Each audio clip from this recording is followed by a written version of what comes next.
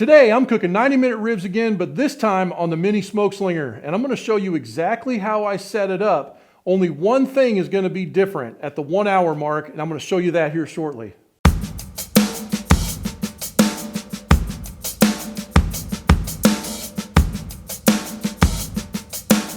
Okay guys, so like I said, today we're doing El Presidente's 90-minute rib video here. And what we're doing is the same recipe, but we're going to change it up a little bit to fit the Mini. Now, you can go to the Smokeslinger Pit Owners group and grab that download if you want on Facebook. But we're going to do one main change to the recipe. What we're going to do is at the 1 hour mark, we're going to go ahead and dust it with some sweet rub dust. And then we're going to go ahead and move on with the rest of the cook. So guys, Mini setup is really simple. Basically, when you look down inside the Mini here, what we're doing is we've got our cooking grates. We got two layers. We've got an upper layer that comes out, then we've got a lower layer that comes out, and then we've got these tuning plates.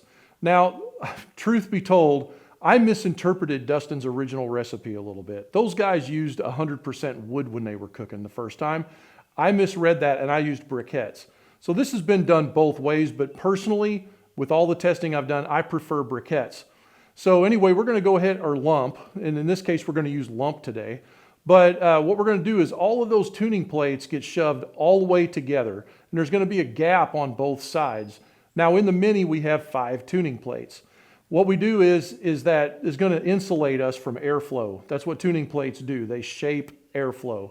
We get radiant heat cooking, and then all of the convection from that fire, say if you did it the original way that Dustin and TD Price did, then you would wind up with a lot of airflow in this pit. And that's why the tuning plates work in that scenario. It's shaping the airflow. With a wood fire, we've got flame and we've got more airflow. So your vents are going to be 100% open on the sides of the pit. And then if we were using lump charcoal instead, like on today's cook, we're not going to rely as heavily on airflow in this cook. We're going to have a more pure radiant heat. So we're going to shape those tuning plates all together in the middle, the same method as before. Our vents on the sides are going to be open all the way in this cook. And then we're going to have the door air inlet at the very bottom. Sometimes it might be all the way open when we get started, but whenever we're checking with our hand, like you've seen me do in other videos for seeing what our heat content is, then we're going to actually shut that radiant heat down just a little bit by dampering down that door damper if we have to. On the full size, we wouldn't need to do that at all. Now, it's really important to note, I've been ridiculed a little bit in a couple of videos now, both on Smoker Builder and Smokeslinger content, and talking about this radiant heat thing. Got to give a huge shout out to a friend of mine and a customer, Jeff Tabb, who is a career mechanical engineer. So my background, refrigeration and all that stuff that I always did, 30 years, I did the work, and Jeff knew the math. That's the difference. And so now with Jeff, he had the best description of this ever, is that imagine 80 degrees on a thermometer, right? You'll hear me use the term sensible in some of my stuff, and I'm not talking about the refrigeration version of sensible. I'm actually talking about feeling is what I'm talking about at that point.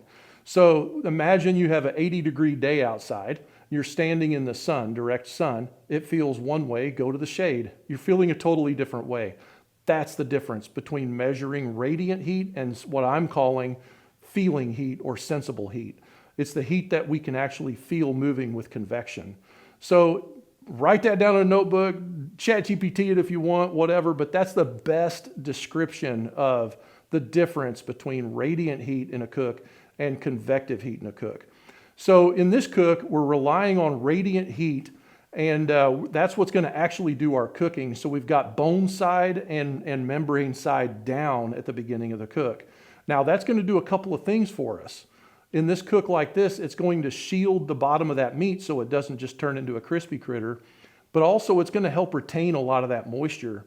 And then our fat side is up, and you'll start to see that fat render, and some of it will leak out the ends of the bones, but also it's going to render and go up. That's the easiest path for this fat to squeeze out of this meat as it heats up and the meat starts to swell just a little bit. And then we're going to get this awesome layer of fat on top. Now you can do that with other methods of cooking too, but my favorite is this method. It's almost like an Argentine style cook, but we're doing it in a much more controlled fashion inside this enclosed direct heat smoker. Okay guys, so for a cook like this, we're gonna target a temperature, like in this case, 325. We're not gonna overthink that. Like we're just using that as a destination north. Remember, on a cook like this, we've got those tuning plates to the middle, we got gaps on the sides, we're shaping airflow away from what we're cooking, and we're working on radiant heat that's going directly onto these ribs. Now, you're all thinking, like, they're not gonna taste smoky, stuff like that. Dude, I'm just telling you, like, once you do this, it's game on. You're just gonna fall in love with this recipe because it's fast, it's easy, it's probably gonna be the best rib you've ever eaten in your life. And, you know, there's a lot of family members that don't like smoked flavors, so don't overthink it. But in this case, radiant heat is coming from below. It's going straight up into those tuning plates, which is acting kind of like a battery of sorts. It's absorbing all of that heat. It's evening that heat pattern out.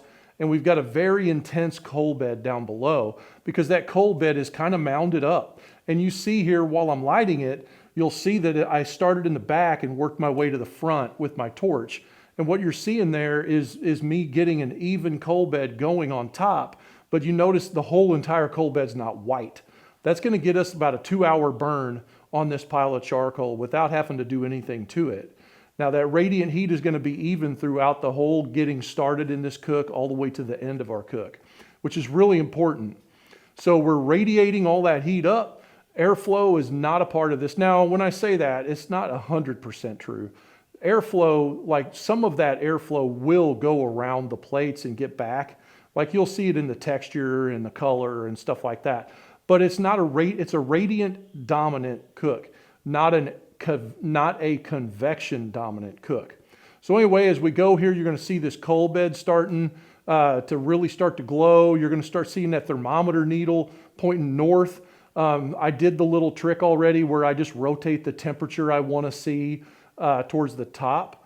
And now I can hear somebody in the comments saying, why are you using a thermometer at 325 if you're telling me about this radiant heat and temperature doesn't matter?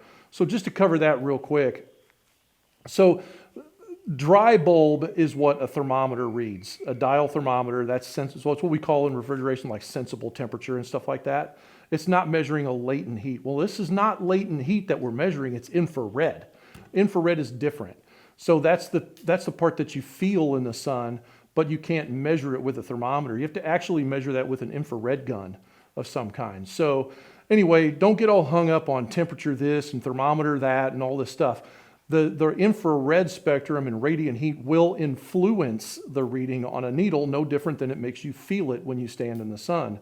The main difference here is that we know that thermometer is not telling us an accurate story because it's not literally measuring the infrared temperature that we're cooking at. Like a cheese melter, for instance, in a restaurant, that's an infrared device. It's got ceramic plates, it's blasting radiant heat down. Radiant heat is omnidirectional, it doesn't care. That's why this recipe works. Now there will be some convective airflow go around the tuning plates and swim around in there, but it's an infrared or radiant heat dominant cook that we're doing here, and I like it. Okay guys, so for today's video, we're gonna be cooking some Prairie Fresh Naturals. I love Prairie Fresh Naturals. I have no idea what breed it is, but my suspicion would be that this is some kind of heritage breed blend. It's probably like a Duroc and Berkshire or something mixed, but the marbling in these ribs is crazy. Now, something that I'd like to point out here real quick about any kind of 90-minute rib video or any video I've done about 90-minute ribs, I want you to notice that we try to get some ribs with some fat on them. That's the deal. Fat is your friend in a cook like this because that's where all that moisture, and more so intramuscular fat, more than just like fat cap on top of the ribs. Now, I've done it a couple of times where there was pretty good fat in a spot on here. Turns out really great. Same recipe, whether they're full spares like these or if they're St. Louis style ribs, it doesn't really matter. You're gonna get a great result whichever one you do. Now on this here, we're gonna do the most minimal trim possible. It's super easy if you've seen me do this before.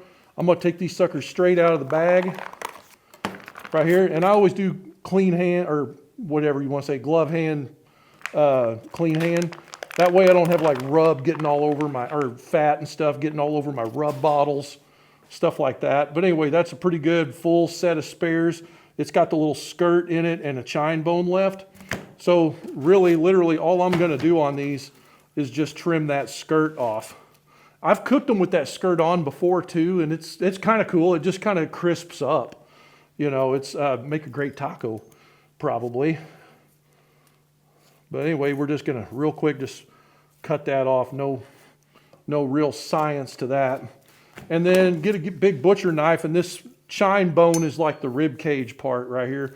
We're just gonna cut straight along. I just like them to look kind of nice and have a little bit of curve to them, but that doesn't really offer any value as far as a bite goes on these ribs. The only other thing I do is down here on this end, I might just cut that off real quick because it's pretty thin. We can use that for something else. As Jeremy Yoder says, let that be a star somewhere else. So anyway, there you go. That's rib prep. Okay guys, now we're at the seasoning stage here, and the beautiful thing about 90-minute ribs is you don't have to be really complex with a lot of layers. We don't have to think about like wrapping, like all of that 3-part rib cook, 6-hour long, all that stuff is gone in this cook. We don't trim the membrane off. We're not gonna score the membrane. We're not gonna cut any fat off. We're just gonna go straight just like this, because like I say, that membrane and the bones and all that stuff, the fat, that's actually gonna add a lot of layer of value to these 2 slabs of ribs. Now, likewise, on the seasoning process, we're gonna keep it really simple here too. We're just using some good old kosher salt. That's it, Morton kosher salt. And this is the whole reason why I keep one hand without a glove. Now, you can go as salty as you want on this. The salt's gonna do 2 things. It's gonna make these things sweat and bring a bunch of that juice out, right? That's gonna actually help emulsify the seasoning, the salt. You've always heard me talk about that. But personally, I don't like it to be too salty. I like to have just a flurry on there, pretty much, if I had to describe it. Very light coating. And then basically, at that point, we're just gonna let this sit here and sweat. And then after that, we're gonna go back with some pepper, is what we're gonna do. Like I said again, we're just gonna go really light on that. Just a good flurry on there. You don't have to go too crazy. And then we're gonna work on the rest of our layers of flavor later on in the cook. Right? There you go. Okay guys, so I mean, that's how simple we're doing on these ribs. Basically at this point, we're just gonna kind of let these sit here for a minute and draw some of that moisture out and get that salt and stuff working on the surface of this. And then we're not in a hurry here. This is gonna take us an hour and a half compared to 6 hours on these ribs.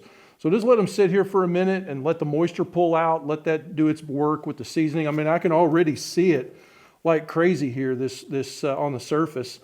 Do also, look at the glove, it's so wet. Pull this, just go ahead and pat this down a little bit too. Something else to mention here real quick is that layers of seasoning like this, you got to give them time between whenever you do something. So an example of seasoning like flavor layering on something is like the last thing you put on is the first thing you're going to taste. Shout out to Donnie Bray, Warren County Pork Choppers, circa 2014 is when I heard him say that. So he said the last thing you put on is the first thing they're going to taste, whoever they are, judges in our case with Competition Barbecue. So what we would do is we would start with the last thing we want them to taste. Salt's going to make people come back for more, but salt's also going to do the moisture trick with pulling that seasoning in just a little bit. But salt also penetrates. That's going to make them want more. So you're going to have them taste sweet, then smoke, then salt, then heat. In this case, it's going to be like less smoke, more of a crust, which is going to be a pleasant bite, and smoke and stuff like that. So we're literally doing that with this cook. We've got our salt layer on and some pepper. We're going to put these on the cooker. We're going to let the moisture do its work here. When they go on the cooker, it's going to actually start to cook the ribs. And then later in the cook is where we're pulling out that sweet layer. We don't want that sweet layer just to burn, right? But whenever it gets all that fat sitting on top and the juice sitting on top, as you'll see here in a little bit, it'll literally be bubbling out the top. And that's when we're going to let that sugar layer work.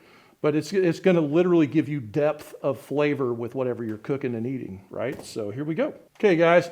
Now, we're going to go ahead and put these ribs on. And like I said, you know, when we're starting this cook, we're going to cook with time, right? I have a pattern that I like to run. And honestly, if I had to be truthful with you, this cooker's running way hotter on the thermometer needle than 325. It's like over 400 right now. Do not care. As a matter of fact, I don't even look at the thermometer. I go by time. So anyway, what we're going to do, we're going to go ahead and put this on. We're going to set us a timer. And that timer, I usually set it for 1 hour whenever I'm doing this cook. Now, if I wanted to, if I was scared, I would set it for 45 minutes if I didn't trust myself on this cook. But I've done it so many times, 1 hour is like money for me. And I've never overcooked these ribs before. You run into a risk overcooking, like if these ribs don't have any meat on them, right? Which I did that one time to test it out. And it does. If you got a good slab of spares, you're not going to have any trouble. But anyway, we're going to go ahead and stick these ribs on bone side down.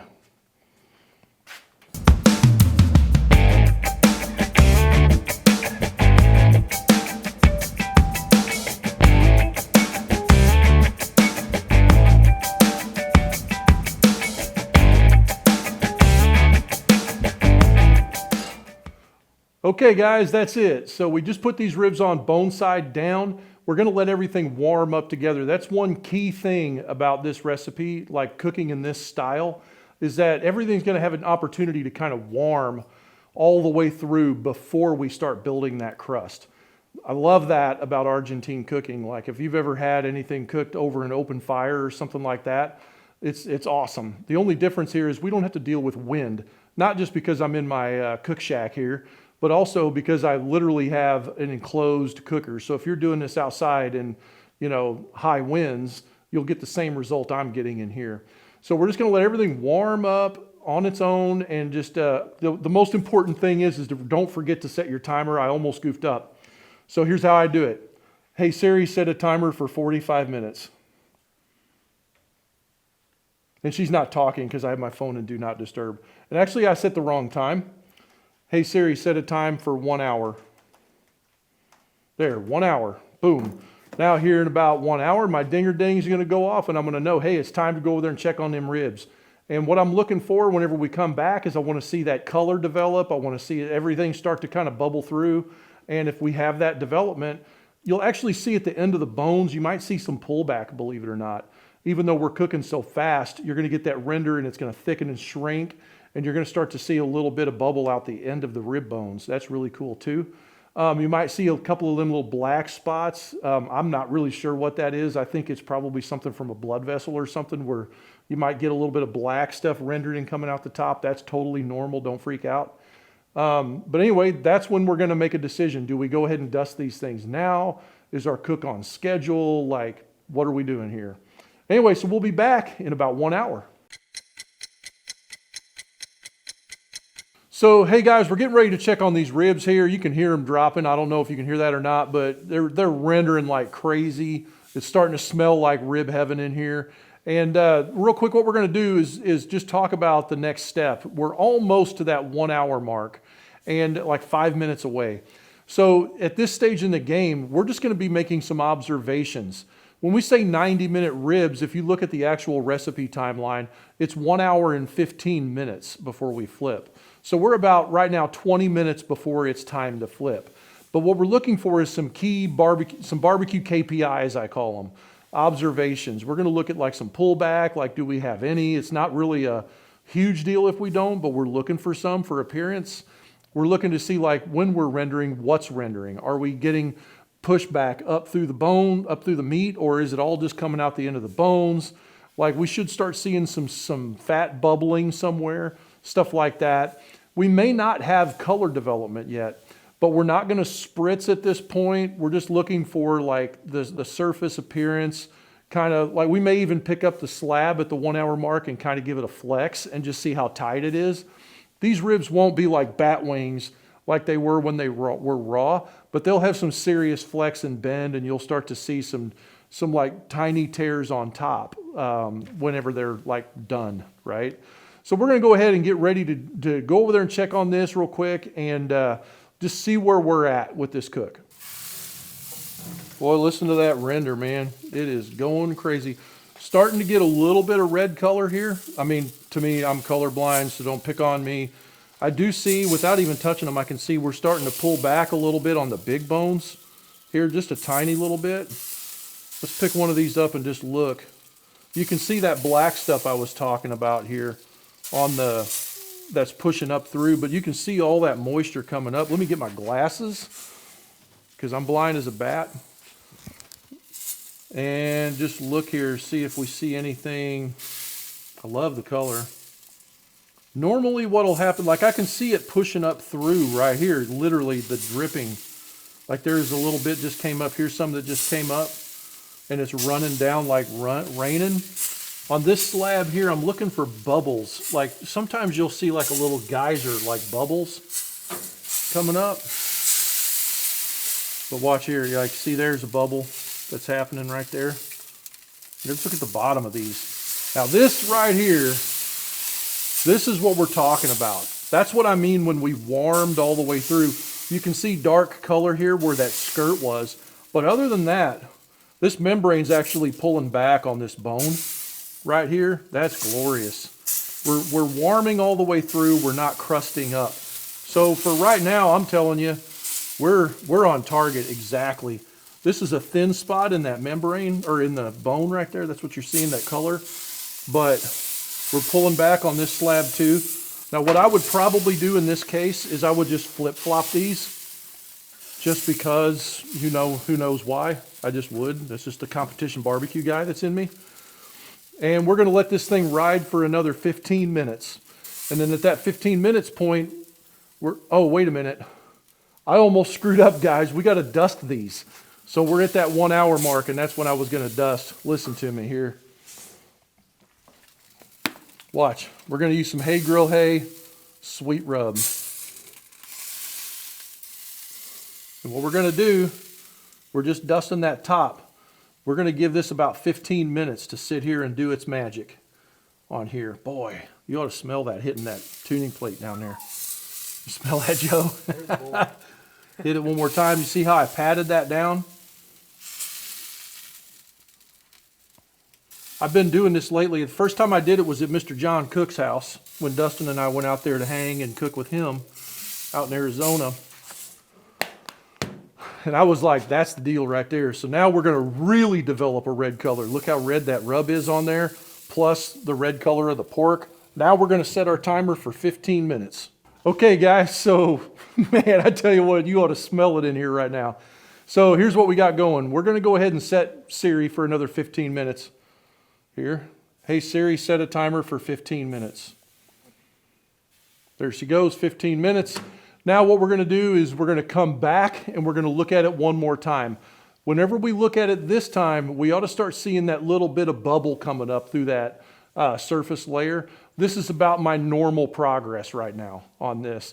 Once again, no spritzing, no wrapping. We're just going to flip these over and finish cooking them for the last 15 minutes or so of the cook to be about an hour and a half. Now, when we say 90 minutes, that's a target, right?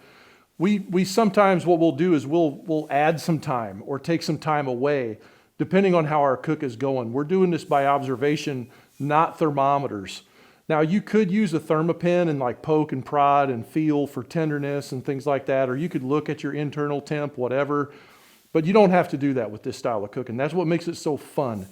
Or if you follow the timeline and you're hitting somewhere around that 8-second heat or whatever, which we didn't even really check that. Maybe I should check that here in a little bit. I'm just so used to this cook that I didn't do that. But when we come back, we'll check it before we flip and go from there. Anyway, I'm enjoying this cook. I'm about ready to eat some incredible ribs. I hope you are too if you're cooking along, and we'll be right back. Okay, guys, so here we are. It's been another 15 minutes. This is normally where we would flip. Now, the one thing I want to caution you against is like you could flip early. It's not going to kill your cook or anything. You just want to feel. I recommend that you feel like the bend and just make a judgment call. Like you're not going to, they're not going to, like I say, they're not going to be bat wings, but you can tell. When you start to like flop on that slab of ribs, you're going to know they're tender enough. That's what we're going for right now. We've got probably got good color here. We're going to look in just a minute. But more importantly, we're looking for a tenderness situation because we want to expose that membrane on the bottom long enough that that membrane actually, it almost turns like it'll be bite through, no problem on that membrane, but it'll be kind of tender with a little bit of a snap, I guess if I could tell you. But you don't need to prod at it and feel it like that. We're looking for tenderness on the meat. That's going to tell us the exposure time is long enough. Once we flip this thing, we're only going to cook for 15 minutes. That's going to be done. The rest of everything else that's going to happen to this slab after that is we're going to set it on this cutting board and we're going to let it sit here for just a few minutes. Just let that, we can't eat them anyway. They're just too hot. So we're just going to let that heat radiate off of them and let them come down to an edible temperature. That's going to give it a little bit of a rest, etc. So for right now, we're getting ready to do that hour and 15 minute flip. Let's see what these things look like. All right, guys, let's look.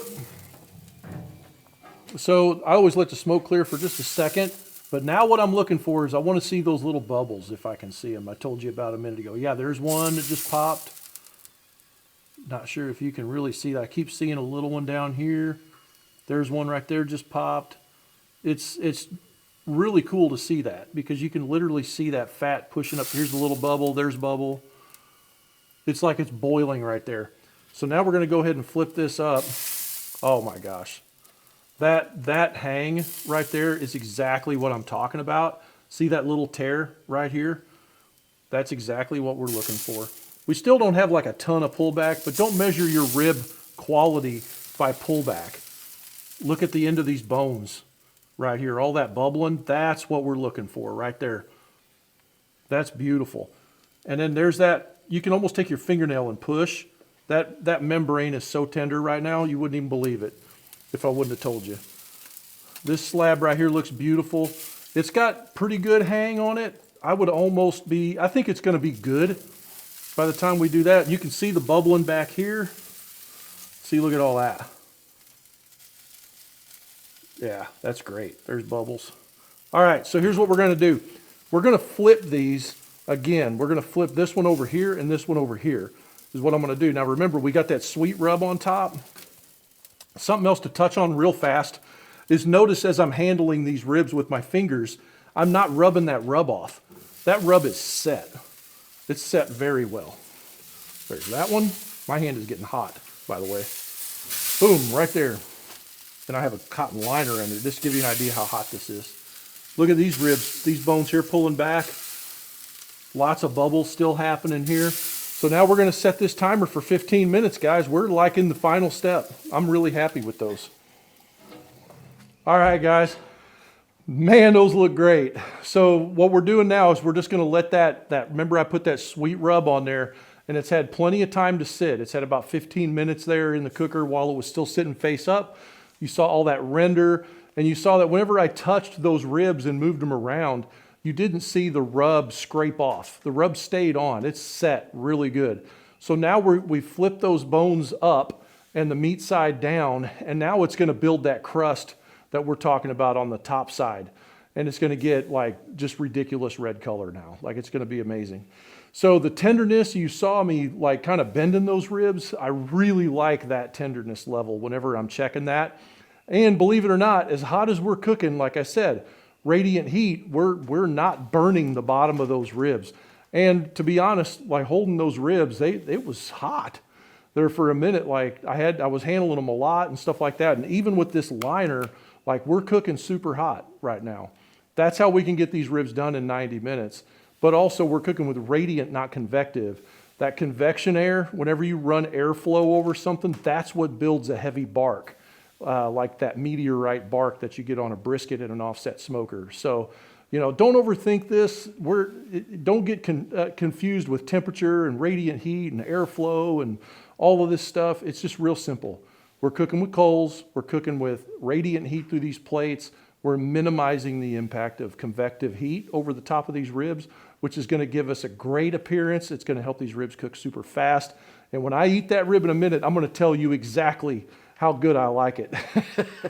All right, guys, this is the moment. Let's go ahead and check on these ribs and see what they look like. It's been exactly 15 minutes since our last clip there. All right, guys, let's look at this here real quick. Man, I tell you, this is exactly what I want to see right now. So look here at these bones. They're pulling back a lot more now along that edge. These ones over here have a little pullback on them. They didn't have any before. Look at all that fat build up on top. And you can see the bubbles and stuff. Like look right here, that one that's an active bubbling thing right there. There's another one. I love to look at that. Here's one over here. You'll see that bubbling coming up through that membrane right there. That's a really good sign. Look at all that fat. We're gonna rain on this one here because that's cool. All right, now let's take a look at what these ribs look like on the top side. Look at that. So that black right there is where that juice was leaking out before. It honestly just leaked out more. Here's some bubbling right here. I see happening right there some. I don't know if you can see that on the camera or not, but it looks awesome. Look at that bend. Those bones are beautiful. That slab is definitely done. Oh, look at this. Here's that bubbling. Look. Look at all that. Bubble, bubble, bubble, bubble. Look at all that sizzling on there. Yeah, that's what we're looking for. Tender. Oh my gosh. You can see the tear right there. So I'm going to let my hand cool here just a second. We're going to pull these ribs off of here and let them rest. There we go, guys. Man, them look so good. Oh my gosh. Ooh, look at that. Look at that bend right there. And I got my hand flat. I'm not doing my hand on its edge. That's crazy. Gosh dang, them smell good. Okay, now the magic here is don't cover these. Don't wrap them in foil. Don't do none of that stuff. We're just going to let them sit here and breathe. What happens is like an important bite with these, a piece of that texture that you get is that little bit of a snap on the outside or the membrane side or the top, whatever. Like just let that live a little bit. If you cover these and tightly, they're going to steam and it's going to soften that, and you're going to lose that crispiness that you would get. And that's like a huge benefit to me of this style of cooking. Now we're only going to let these things sit here for probably 5 minutes. We're not going to let them sit for a long time. And what we're going to do whenever we come back, basically we're just going to go ahead and just cut these things. And I always go for bone number 5 is what I like to do. I don't know why. There's no method behind that. It's just what I always did in competition. I wanted to see if bone number 5 was right when I was doing a practice cook. Because I felt like if I got in the middle of that slab and bone number 5 was tender, then the whole slab is great. You know, 5 from the big side, by the way, not the little side. So anyway, we're going to let these things sit here for just a second, and we'll be right back. All right, guys, I'm hungry. I can't wait to tear into these things. They just look so good, man. All right, so I'm gonna go ahead and flip this around and cut into it, and we're going to check that bone number 5 real quick is what we're going to do. Put my knife out here. All right, ready? Let's go. Okay, guys, here we go. Like, look here, this, oh my gosh, that's just so tender right there on that membrane. Like, if you can't bite through that, you need new teeth, I think. And it just looks great, man. So here, 1, 2, 3, 4, 5. There's bone number 5. So what I always do whenever I'm cutting, I try to come up and get started. And I like the top part to be, I pull on the top part. That way I don't tear that top part. Because when you're doing this kind of a cooking method, those bones are crooked like that sometimes. And you want to just follow that bone along. And it's going to give you a much better rib for an eater. And then just do that same thing. And then once you figure out where that big bone is, just cut right through the head. And I'll be honest with you right now, even though we let these rest, they're still pretty hot. So here we go. Right there. I'm going to cut a few more here.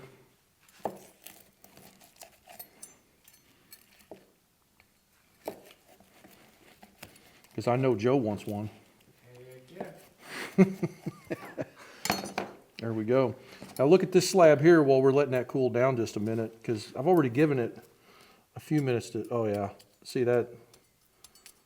Doggone. That is just so tender. I'm going to leave this slab completely intact. Then we're going to go ahead and take a bite here. 1, 2, 3, 4, 5, right? Boom, here's our bone right there. All right, guys, I'm telling you, man, this thing is just like the moisture in that. Okay, now whenever I taste a bone like this for tenderness, just a competition guy, I mean, we got this rib head up here. That's always going to be amazing. That's like dessert. But over here in this part, we're going to go on the main bone and take a bite out of the middle. This side I see bone, so I'm not gonna be able to do both sides, but I'm gonna do this side.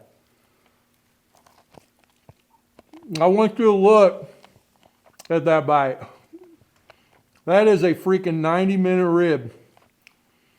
Look at the bone, how clean that bone pull is. Dang, guys, that membrane had no bearing on it. Look at the membrane right there. I didn't feel that membrane at all in that bite. I'm just blown away right now. Man, man, man, man. Now, just to prove point, and I taste that sweet from that sweet layer. All right. So this is bone number 3 here. And that's a better looking cut rib right there, I believe. But anyway, this time I want to taste that rub first. So I'm going to flip this upside down. And I'm going to take a bite out of both sides, out of the middle of that bone. So here we go. And that's farther out, so it'll be more done. And it stayed on. I still got a very nice bite on that rib. The real test is if I can bite the other side of this rib and it'll still stay on. So here we go. Look at that. So I wanted to clean that bone off, so I kind of dwelled on that just a minute. But gosh, guys, that rib is good. That bone is pulled completely clean. Meat on this side, meat on that side. What a great rib. I don't know, man. Like, these cooking ribs like this will change your life, man, because like we could be doing this like a competition rib, you know, which is a hot and fast kind of style, 3 to 4 hour cook. We could be doing this like a low and slow Texas style cook, 6 hours on ribs, like a 6 hour hold, whatever you want to do. You can do all of that if you want. But honestly, I don't think your rib is going to be better. I think it's going to be a great rib. But this rib right here, in my book, is a great rib. I can't tell you, I almost feel guilty about it, you know, if I had to be honest with you, because like, it's such a good rib. Why would I spend 6 hours at the pit, besides that I love to do it, you know, other than just technical, having good time, running an offset or running this thing in offset mode or whatever. I mean, if you just want to eat ribs and you got the guys over and you're watching TV, having some beers, whatever, watching the game, this is it, man. This is like, I would do this all day, every day. Man, I love it. Okay, one more thing I got to do, just so you know that we're doing it for real. I'm going to count in bone number 5 on this second slab. I'm going to do this one. 1, 2, 3, 4, 5. Here we are. So we're going to cut down through this one here. Flip it around. We're going to eat that one. Of course, I'm on the wrong side of the bone. All right, let me stack this together. This is no wrap. There's no deceit or trickery here with this. You get what you get when you do this style. Here we go. Oh.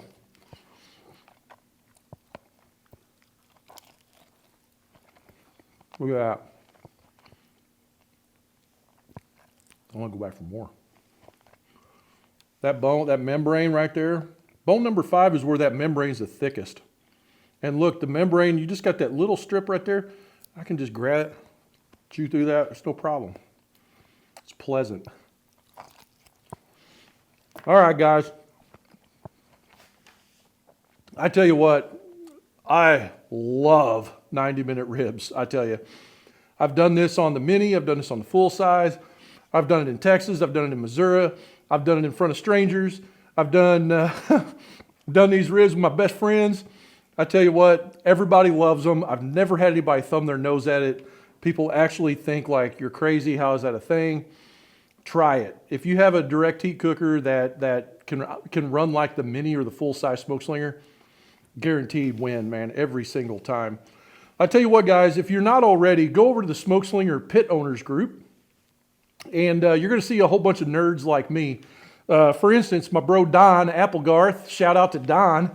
He gave me this cool shirt. That's his barbecue team. He's absolutely ate up with this. And I was fortunate enough to hang out and cook with him in person and teach him how to do 90-minute ribs here a while back.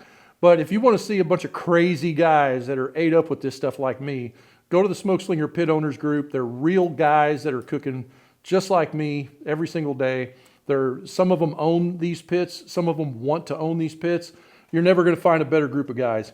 Join the community. Have fun over there. Who knows? Maybe one of these days you'll wind up with one of these things. Until then, keep your smoke thin and blue and show me what you're cooking.